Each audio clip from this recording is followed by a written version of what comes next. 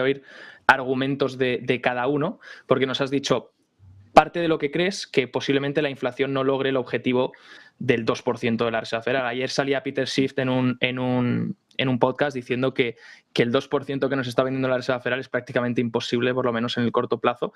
También muchos inversores están especulando que sea un escenario como los 70 y los 80, ¿no? Donde hubo ese primer shock de inflación, luego una corrección hasta el 5%, nunca se logró bajar del 5% del CPI, y luego otra vez un repunte mucho más alto, a doble dígito, donde ya apareció Paul Volcker y acabó con todo absolutamente. Entonces, yo creo que esta visión, defínenos un poco tu argumento, y quiero escuchar también a Rodrigo, porque Rodrigo creo que tiene una visión mucho más deflacionaria, mucho más de que todo esto va a llevar a una caída de precios muy drástica y que son los propios bancos centrales los que van a intentar forzar la inflación. ¿No es así, Rodrigo? A ver si nos puedes dar primero tus argumentos y luego ver qué opina Amadeu. Yo aquí difiero con la mayoría de la gente porque la gente cree que tipos altos de interés son restrictivos y los tipos bajos son estimulantes. Yo creo que la Fed realmente no puede controlar los tipos de interés porque los tipos de interés los controla el mercado. Y el mercado ya se está posicionando, la mayoría del consenso ya está diciendo hay bajadas de tipos de interés. Y creo que mucha gente decía que los tipos de interés no podían subir tan rápidamente. Y creo que mucha gente ahora piensa que los tipos de interés no pueden desplomarse. De hecho, si miramos las gráficas de la mayoría de las subidas de tipos de interés por parte de la Fed, que no digo que tengan relevancia, de hecho yo digo que tienen cero relevancia, vemos que los tipos de interés suben muy rápido, pero es que inmediatamente se van realmente a cero.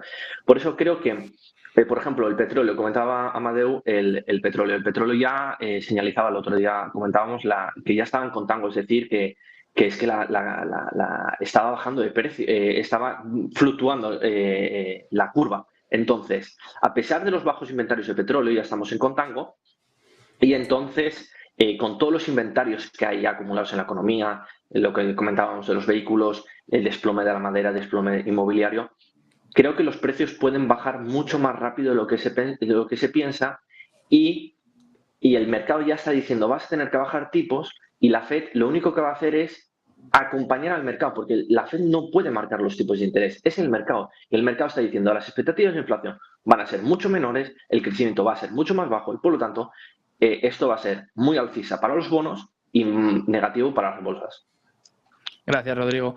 Amadeu, ¿cómo lo ves? ¿Más así o más posibilidad de un segundo shock inflacionario? O sea, segunda ronda que todo el mundo comenta, sí. ¿no? Yo creo que la Fed va a bajarlos, ¿vale? Los tipos, porque yo creo de que lo que seguramente vaya a pasar es que vamos a entrar en recesión, lo que implique pues una pérdida de empleo, donde bueno, se va a dejar de construir, donde va a haber impagos, etc. Entonces, cuando salgan todos esos indicadores, la Fed se va a forzar a bajar los tipos. Entonces, tendremos una bajada de tipos, pero la inflación dudo de que no sea sostenida.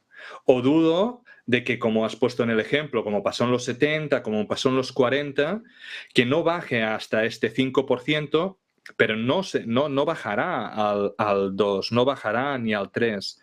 Y seguramente a la que haya algún intento de reactivación de la económica, va a volver a subir otra vez. No creo a doble dígito, porque realmente ahora no se cuenta la inflación como se contaba anteriormente, y pues bueno, no hemos tocado casi el 10, sino que siempre sobre 8 o 9, y yo creo que se va a mantener un poco en ese rango, 7, 8, se va a volver a ir hacia allí. Entonces, yo pinto más un escenario en que vamos a tener una crisis, sí o sí, y entonces la Fed se va a decir, ¿qué hacemos? Es que si hay una crisis y la Fed no actúa, no baja tipos, entonces se va a encontrar en una crisis mucho más profunda a corto plazo. Entonces va a tener mucha presión para intentar arreglarlo, ¿no? Para intentar mitigarlo, ¿no? Ellos siempre hablan de ese soft landing, ¿no? ¿Y cuál sería el soft landing en ese momento? Pues intentar bajar tipos, intentar imprimir,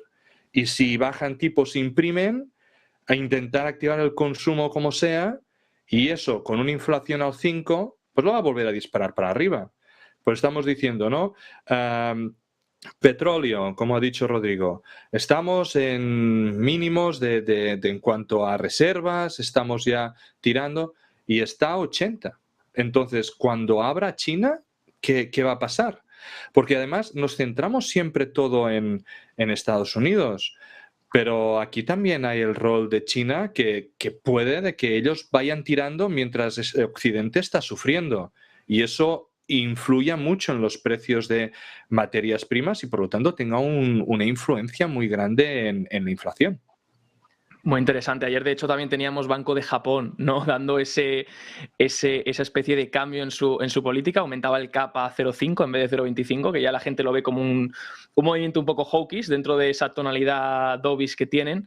Y es que 3,7% ya en Japón, que hablamos de un país que ha vivido en la deflación en el CPI, ¿no? Entonces sí que es sin duda un tema muy curioso y un tema muy difícil. Ojalá supiésemos dónde va a estar los precios, porque nos haríamos todos multimillonarios, pero bueno, sin duda vuestros argumentos pues son para pensar y para tenerlos en cuenta. Sí, pero yo creo que al final, indistintamente cómo se termine cociendo, con Rodrigo estamos de acuerdo de que habrá recesión y de que seguramente el oro lo va a hacer bien en algún momento. Entonces, en eso seguro que coincidimos.